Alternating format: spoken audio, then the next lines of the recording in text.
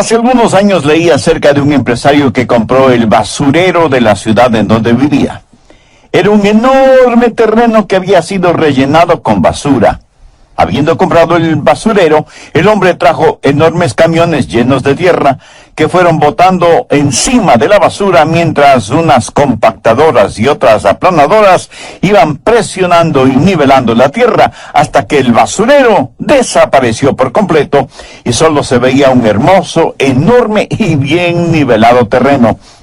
Luego comenzaron a trazar calles y aceras y muy pronto ese terreno se convirtió en un hermoso lugar, con casas de diferentes estilos arquitectónicos, hermosos jardines, bien iluminadas calles, un parquecito central con atractivas fuentes de burbujeantes aguas, juegos infantiles y, en fin, todo lo necesario para que fuera un codiciado vecindario. Rápidamente la gente compró las casas y por un buen tiempo todos estaban realmente felices de vivir en esa subdivisión de la ciudad. Pero un día las calles comenzaron a desnivelarse, las aceras se rompían, los pisos de las casas comenzaron a hundirse, las paredes se partían, puertas y ventanas se desnivelaban y los techos se abrían y se hundían. Y una por una las casas fueron abandonadas. Esa hermosa subdivisión se convirtió en un cementerio de paredes destruidas y de escombros, y la gente de las otras subdivisiones que permanecían estables comentaban y decían: desde el principio esa subdivisión comenzó mal. Fue construida sobre un basurero. ¿Sabe que hoy tenemos hogares construidos de la misma manera? Por eso el tema del mensaje de hoy es una base para la familia. Por favor, busque el capítulo 5 de Mateo, desde el verso 31. También fue dicho: cualquiera que repudia a su mujer, dele carta de divorcio. Pero yo os digo que el que repudia a su mujer, a no ser por causa de fornicación, hace que ella adultere, y el que se casa con la repudiada comete adulterio. Vayamos ahora al capítulo 7, verso 24. Cualquiera pues que me oye estas palabras y las hace, las compararé a un hombre prudente que edificó su casa sobre la roca. Estamos viviendo en medio de una tragedia nacional, la tragedia de los hogares construidos sobre basura ética y moral, los matrimonios desechables. La gente se casa buscando un ideal que muy pronto se convierte en una carga, por lo cual se busca un nuevo ideal que termina siendo una nueva carga, y así el círculo vicioso es interminable. Para muchos matrimonios fracasados, la solución más rápida es el divorcio. Casi se ha vuelto un estilo de vida. Pero toda la angustia, la desesperación, el infierno emocional que viven quienes se divorcian, afectan a los hijos de los divorciados y a las familias inmediatas de los divorciados. Y es como consecuencia por no obedecer la palabra de Dios. El plan y propósito de Dios para el matrimonio es hasta que la muerte los separe. Un día le pregunté a mi esposa: Joyce, ¿me amarás cuando esté envejeciendo y pierda mi atractivo? Y ella, veloz como un rayo, me contestó: ya lo estoy haciendo. Jamás se une en matrimonio pensando que si no es como usted lo soñaba, se divorcia. Y aunque el matrimonio fue hecho en el cielo, tenemos que vivirlo aquí en la tierra. En una importante revista leí lo siguiente: el panorama nacional está lleno de las víctimas de la epidemia de divorcios. Ex esposas criando a sus hijos solas, ex esposos tratando de empezar una nueva vida y sin embargo seguir tratando de ser un buen padre para sus hijos, a quienes solo ven días específicos. Mientras tanto, los hijos tienen que vivir entre sus padres que están en guerra. Realmente trágico, ¿no le parece? En una encuesta estudio realizado entre 60 familias de clase media, se descubrió que solo el 10% de los excónyuges dijeron que después del divorcio habían tenido relativo éxito mejorando sus vidas. Solo el 10%. En nuestros días, el divorcio se ha convertido en una horrible epidemia que explica el porqué de tantas vidas destrozadas, que producen hogares destrozados, que producen vidas destrozadas, que producen hogares destrozados, y parece que esto no tiene fin. Necesitamos aprender de la palabra de Dios cómo romper este círculo vicioso y poner fuertes fundamentos para la familia. ¿Qué dice Dios al respecto? Busque Malaquías 2:16. Jehová, Dios de Israel, aborrece el repudio. Aquí la palabra repudio significa dejar de lado, separar por fuerza, divorciar. Al hablar de un firme fundamento para la familia, quiero que veamos tres cosas. Primero, el diseño de Dios para el matrimonio. Lo que Jesús dijo en los versos 31 y 32 de Mateo 5 tiene un pasaje paralelo en Mateo 19, comenzando con el verso 1. Aconteció que cuando Jesús terminó estas palabras, se alejó de Galilea y fue a las regiones de Judea al otro lado del Jordán, y le siguieron grandes multitudes, y los sanó allí. Entonces vinieron a él los fariseos tentándole y diciéndole: ¿es lícito al hombre repudiar a su mujer por cualquier causa? Había un maestro, un rabino en esos días llamado Eliao, que enseñaba que un hombre podía divorciarse de su mujer si ella no sabía cocinar, o si ella hablaba demasiado y en voz alta, o si ella decía palabras descomedidas a los padres de él. Y lo que realmente los fariseos le estaban preguntando a Jesús era: ¿estás de acuerdo con la enseñanza de Eliao? La respuesta de Jesús les dijo: ¿no habéis leído que el que los hizo al principio, varón y hembra los hizo? De paso, quiero decir que Dios está en contra de la moderna idea del unisex. Cuando Dios creó a la primera pareja, al hombre le hizo bien hombre y a la mujer bien mujer. Y dijo: por tanto dejará el hombre a su padre y a su madre y se unirá a su mujer y serán una sola carne. Y el Señor Jesús en Mateo 19:6 termina cualquier discusión sobre este asunto al decir: por tanto lo que Dios juntó, no lo separe el hombre. ¿Cuál es el plan de Dios para el matrimonio? Usted puede contratar al mejor constructor del mundo y pedirle que le construya una casa. Pero si él no sabe lo que es una casa, no podrá construirla, sin que importe cuán buen carpintero o constructor es.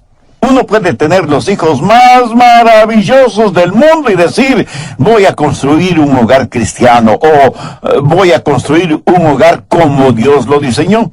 Pero si usted no sabe lo que Dios diseñó, ¿cómo va a construirlo? Así que, ¿cuál es el diseño, el plan de Dios para el matrimonio? En el capítulo 19 de Mateo hay 3 versos claves. Y como usted bien lo sabe, un verbo es una palabra activa. Esos verbos son dejar, unirse y ser. Cualquier consejería matrimonial tiene que girar en torno a esos 3 verbos activos. Todos los problemas matrimoniales se derivan de un mal entendimiento de estos verbos. De paso, note que Jesús está citando aquí del libro del Génesis. Cuando Dios dice: por tanto dejará el hombre a su padre y a su madre, está hablando de la prioridad en el matrimonio. El matrimonio es la más alta de todas las relaciones humanas, y la relación entre marido y mujer debe ser el lazo más fuerte que la relación entre padres e hijos. Tal vez muchos no estén de acuerdo conmigo en este punto, pero recuerde que yo solo estoy repitiendo lo que Dios dice en su palabra. La relación entre marido y mujer debe ser la más firme, la más fuerte relación sobre la tierra. Cuando usted está criando a sus hijos, ¿sabe cuál es su trabajo como padre, como madre? Es darles a sus hijos alas para cuando tengan que abandonar el nido. La Biblia usa como ilustración las águilas. Mamá águila enseña a sus polluelos a volar. No les enseña a buscar alimento, les enseña a volar. Ve el paralelismo. Los padres sabios prepararán a sus hijos para cuando tengan que volar solos. Nuestros hijos hoy en día no necesitan estar tan cómodos en el hogar. Mamá águila traerá el alimento para sus críos por un tiempo, pero llega el momento en que ella, batiendo sus poderosas alas, los empuja fuera del nido. El aguilucho aterrado cae velozmente, pero a medio camino hacia abajo se acuerda que tiene alas y las mueve vigorosamente y descubre que puede volar. ¿Sabe lo que muchos de nosotros hacemos como padres? Decimos: oh, yo no quiero que mis hijos sufran lo que yo sufrí. Yo quiero que tengan lo que yo no tuve. Muchas veces yo mismo tuve que hacerme la pregunta: ¿les estoy dando a mis hijos solo lo que mis padres no pudieron darme? ¿O les estoy dando también las cosas que mis padres sí me dieron? Mira, yo nací durante la depresión y tengo la impresión de que no fui planificado, pero tampoco fui abortado. Gracias a Dios. Pero siempre supe que fui amado por mis padres. Y aunque teníamos muy poco, teníamos tanto. Pero ¿sabe lo que más recuerdo de mi niñez? Los buenos tiempos que teníamos como familia, porque teníamos tan poco. A veces mi papá, porque no había trabajo, decía, bueno, vámonos de pesca. Y pasábamos casi todo el día en una islita, cercana a las playas de Palm Beach en la Florida. Al atardecer encendíamos una fogata en la playa y asábamos los pescados y los comíamos como si hubiera sido el mejor banquete. Aún hoy extraño eso, algo que ningún dinero del mundo puede comprar. Sabe, las cosas no nos hacen felices. No haga la vida de sus hijos tan cómoda. Trate de construir en ellos carácter y prepárelos para cuando tengan que abandonar el nido. ¿Sabe cuándo nosotros, como padres, tenemos éxito? Cuando nuestros hijos ya no nos necesiten. Pero mientras están en casa, les amamos, les educamos, les instruimos. Ellos necesitan nuestro amor y nosotros necesitamos saber que ellos necesitan nuestro amor. Esta necesidad mutua de amar es el fuerte lazo emocional que necesitamos para mantener firme la relación familiar. Pero después de un tiempo, nuestros hijos como que ya no necesitan ese amor paternal o maternal. Y es natural cuando un jovencito no necesita del amor de su madre como lo necesitaba cuando era solo un niño. Pero no hay nada más satisfactorio que cuando vemos que nuestros hijos han aprendido a volar, y usted sabe que les ha enseñado a hacer o a tomar decisiones, a ganar dinero honestamente, a ahorrar, a enfrentar el mundo. No trate de retenerlos más de lo que ellos quieren ser retenidos. Recuerde que son como una barra de jabón. Si la aprieta demasiado fuerte, saltará de su mano. De esto se trata el matrimonio. Un hombre deja a su padre y a su madre y se une a su mujer. Así que el primer verbo activo es dejará y habla de la prioridad en el matrimonio. El siguiente verbo es unirá. Ahora esta palabra no es simplemente que se unirá, sino que significa que se pegará, se soldará a su mujer y habla de la permanencia en el matrimonio. Amigo, jamás considere el divorcio como una opción. Quite esa palabra del vocabulario suyo. El marido está soldado a su mujer. La esposa está soldada a su marido. Muéstreme a un marido y mujer que consideren el divorcio como opción, y yo le mostraré a una pareja que tiene gran potencial para la desintegración de su hogar. ¿Piensa usted que aquellos que se divorcian lo hacen porque tienen problemas? ¿Quiere decir que aquellos que no se divorcian no tienen problemas? Amigo, ¿en qué país utópico cree que está viviendo? Todos los matrimonios tienen esencialmente los mismos problemas. La diferencia está en la clase de compromiso que tenemos mutuamente.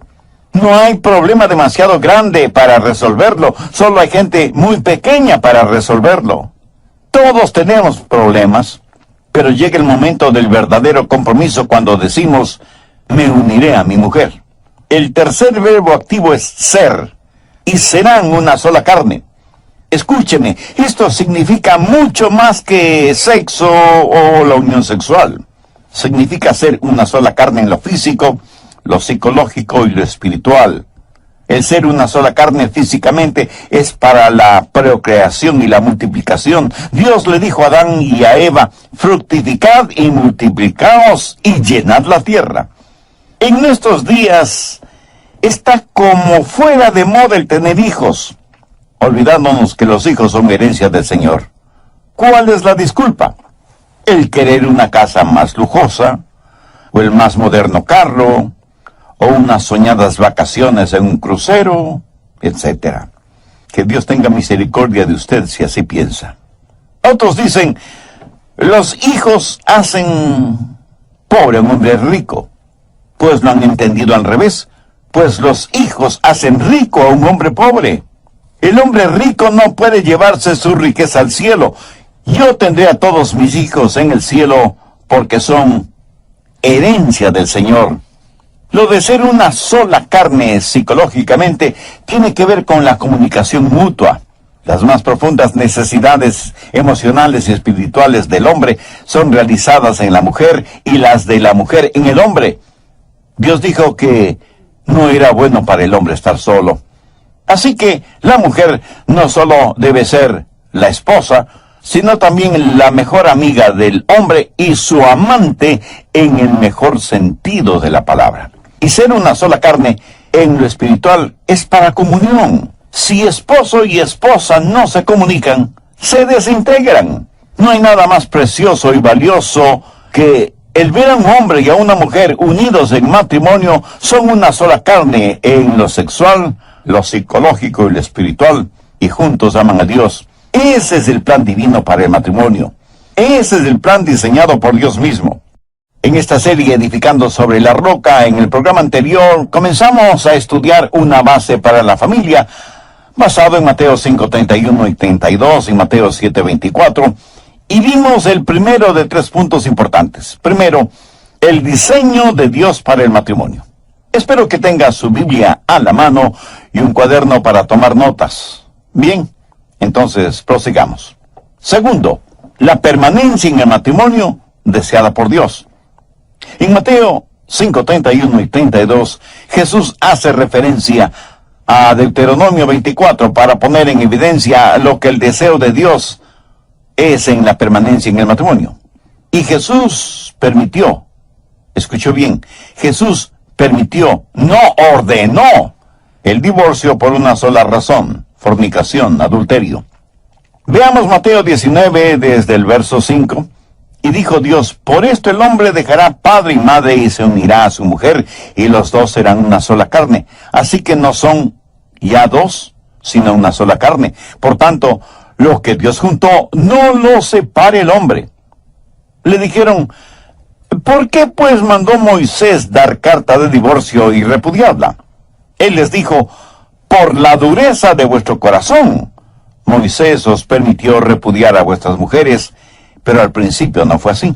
En otras palabras, Jesús estaba diciendo que el divorcio nunca fue parte del plan de Dios para el matrimonio, y que si Moisés lo permitió, fue debido a la dureza del corazón del hombre. Ahora, note las palabras de Jesús en el verso 9. Y yo os digo que cualquiera que repudia a su mujer, salvo por causa de fornicación, y se casa con otra, adultera, y el que se casa con la repudiada, adultera.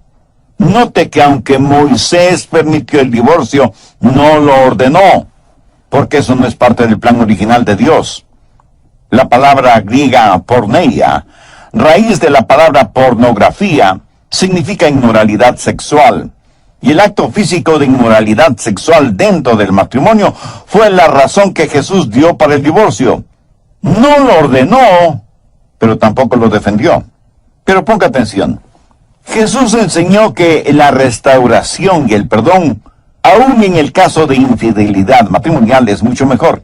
Y el ejemplo clásico es la vida del profeta Oseas, cuya esposa, Gomer, fue una prostituta esclava. Y Oseas la compró, le perdonó, se volvió a casar con ella, la restauró y la trajo al seno del hogar. Ese es el ideal de Dios. Y yo doy gracias a Dios por todos los Oseas de este mundo que están listos a perdonar y a restaurar sus matrimonios. Hay disculpas realmente tontas para justificar el divorcio. Ya no nos amamos, somos incompatibles, no nos entendemos, y qué sé yo cuántas cosas más. Amigo, ninguna razón aparte de la fornicación y adulterio justifica el divorcio. ¿Por qué? No es el amor el que sostiene su matrimonio, es al revés, es el matrimonio el que sostiene su amor. Cuando usted piensa en el amor, seguramente está pensando en una emoción, pero Dios habla de compromiso. ¿Ha notado que Dios nos ordena amar?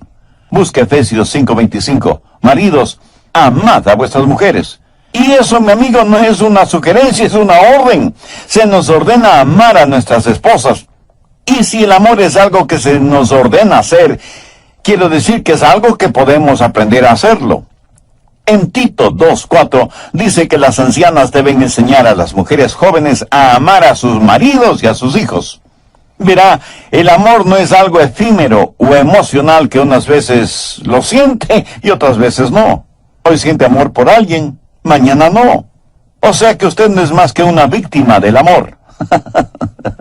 Oiga, la Biblia no enseña eso. Dios, por medio de su palabra, nos ordena amar. Me apresuro a decir que no hay nada de malo en el romance, ni con las emociones. Espero que usted siga disfrutando de la luna de miel. Trágicamente muchos la han convertido en luna de hiel. Recuerdo mi tiempo romántico con Joyce, mi esposa. Desde mi asiento en la iglesia yo la miraba a ella, cantando en el coro, y pensé, amo a esa muchacha con todo mi corazón. Y hasta me parecía que ella tenía un halo sobre su cabeza. Claro, eso era solo mi imaginación. Pero para mí, todo eso era lo romántico, y las noches de luna, y las rosas, y las palabras suaves y dulces. Fue maravilloso. Pero lo más estupendo es que continúa haciéndolo. Luego la crianza de 4 hijos, el entierro del quinto que murió en su infancia, la educación de todos ellos, y yo tratando de terminar mis 7 u 8 años de estudio, teniendo familia y trabajando a medio tiempo casi en cualquier cosa, para poder ser el proveedor de la familia, mientras mi esposa permanecía en casa cuidando y educando a nuestros hijos. Fue un tiempo difícil, con disgustos y desacuerdos, y aunque me casé con una hermosa muchacha, con el tiempo se convirtió en una complicada mujer. Y supongo que lo mismo ha pasado conmigo. Yo tuve que hacer algunos ajustes en mi vida, y ella también. Con todo y eso, las cosas fueron duras, y las siguen siendo. Y tanto mi esposa como yo tenemos que ser flexibles. ¿Sabe qué es lo que nos mantiene juntos? Es el amor, no el romance. ¿Sabe qué es lo que mantiene nuestro amor? Es el compromiso mutuo. Sí. Ya no vivimos un romanticismo juvenil. Ahora lo romántico, como nosotros mismos, ha madurado y es más significativo debido a la experiencia. Maridos, amad a vuestras mujeres. Mujeres, amen a sus maridos. Algunos quieren justificar el divorcio diciendo que es por el bien de nuestros hijos. No queremos que crezcan en la atmósfera de un hogar infeliz.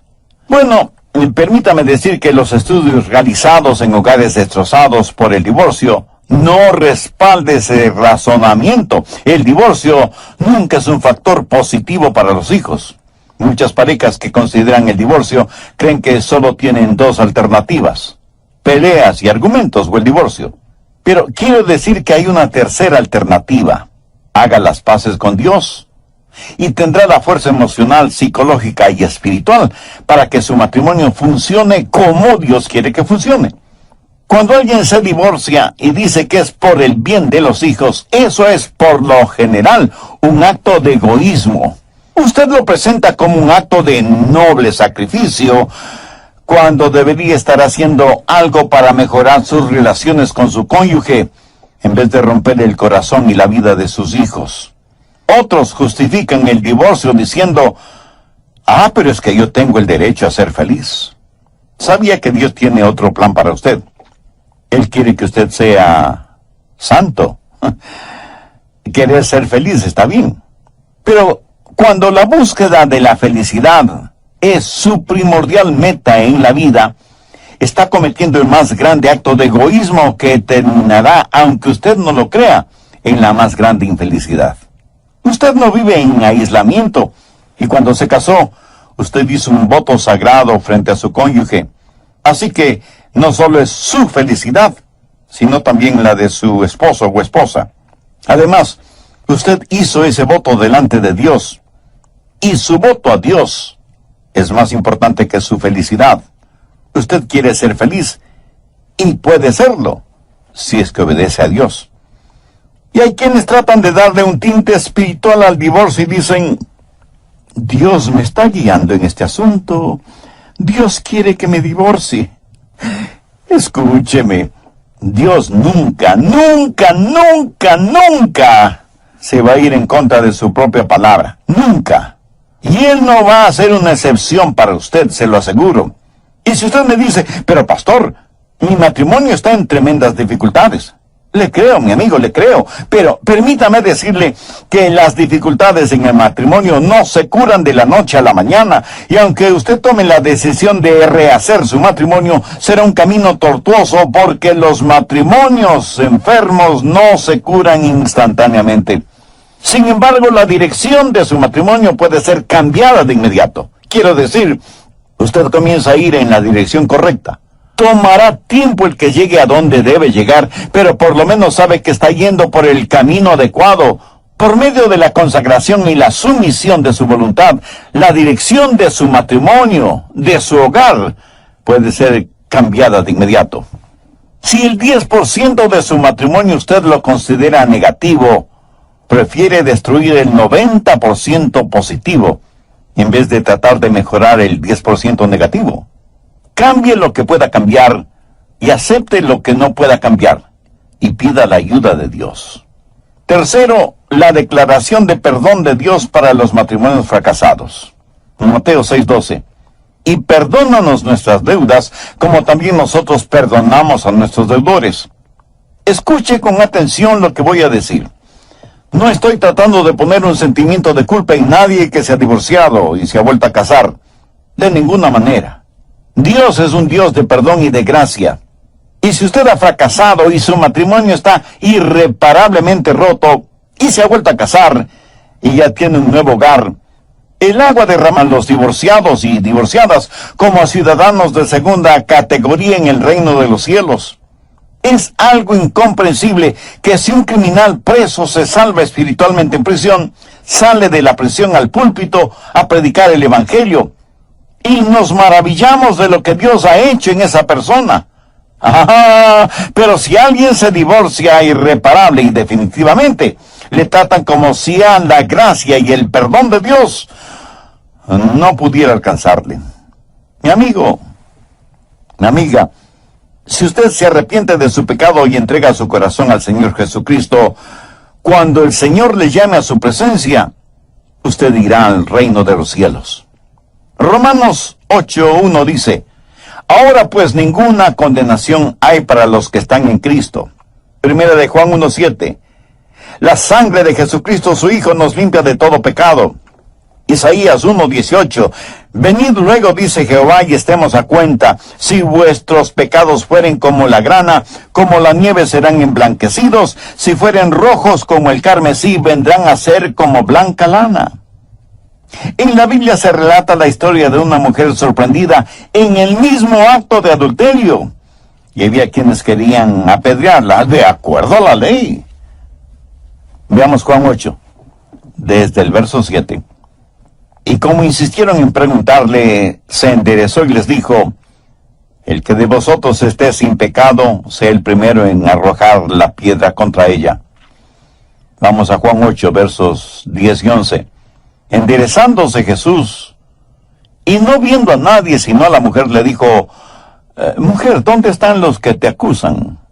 ¿Ninguno te condenó? Ella le dijo, ninguno, Señor. Entonces Jesús le dijo, ni yo te condeno. Vete y no peques más. Por cierto, el divorcio siempre es algo malo. Y mientras el Señor me dé vida, siempre estaré en contra del divorcio. Pero hay que saber mantener el balance. Y aunque nunca debemos en forma farisaica bajar los paradigmas divinos, tampoco debemos endurecernos espiritualmente frente a aquellos que necesitan de la gracia de Dios. El divorcio es como un peligroso precipicio, y nosotros como cristianos individualmente y como iglesia colectivamente debemos construir una alta y fuerte muralla para que la gente no se caiga al precipicio. Pero para aquellos que logran lanzarse a ese abismo, debemos tener en el valle una ambulancia para brindar ayuda y primeros auxilios a quienes al caer quedarán muy mal heridos. Debemos de tratar de salvarles la vida. Si usted está casado y Jesucristo no es la cabeza de su hogar, tome esa decisión ahora mismo para que tenga un hogar bíblico, para que pueda mantener sus votos matrimoniales hasta que la muerte le separe. Si usted está divorciado o divorciada y fue por su culpa, pídale a Dios que le perdone su pecado y reconcíliese con su cónyuge.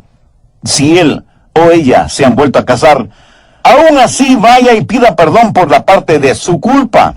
Pida perdón y otorgue perdón para que usted pueda recibir el perdón de Dios. Si usted se ha divorciado contra su deseo y es víctima de las malévolas estratagemas de otro u otras personas, pídele a Dios que quite de su corazón esa raíz de amargura y perdone a esa o esas personas, aunque ellas no se arrepientan por el mal que le hicieron. Perdónalas en su mente, en su corazón, en su espíritu, y entregue totalmente su vida al Señor, porque Dios todavía tiene grandes planes para usted. Y si usted que me escucha este mismo momento está atravesando por graves problemas matrimoniales y está pensando en el divorcio, por favor no lo haga. Más bien sumérjase en la palabra de Dios, obedezca la palabra de Dios, y el Dios de la palabra le ayudará a restaurar su matrimonio y su hogar. Y si usted tiene un bendecido hogar cristiano, recuerde que el mejor testimonio que puede dar al mundo es eso, su matrimonio y su hogar. Deje que su hogar, construido sobre la roca firme que es Jesucristo, brille en medio de la oscuridad. Eclesiastés 4:12 dice: cordón de 3 dobleces no se rompe pronto. Eso quiere decir un esposo y una esposa bajo el señorío de Jesucristo. Ese es un cordón de 3 dobleces que el diablo no podrá romper. Mi oración es que Dios selle en su corazón este mensaje, y que si hay corazones, vidas que necesitan ser sanadas y hogares que deben ser restaurados, lo sean mediante la ayuda de Dios. Y aquellos oyentes que todavía no son salvos, hagan una decisión ahora mismo para recibir a Cristo en sus corazones. Si usted sabe que hay una dimensión espiritual que está fallando en su vida y en la vida de su familia, sepa que esa dimensión tiene un nombre especial.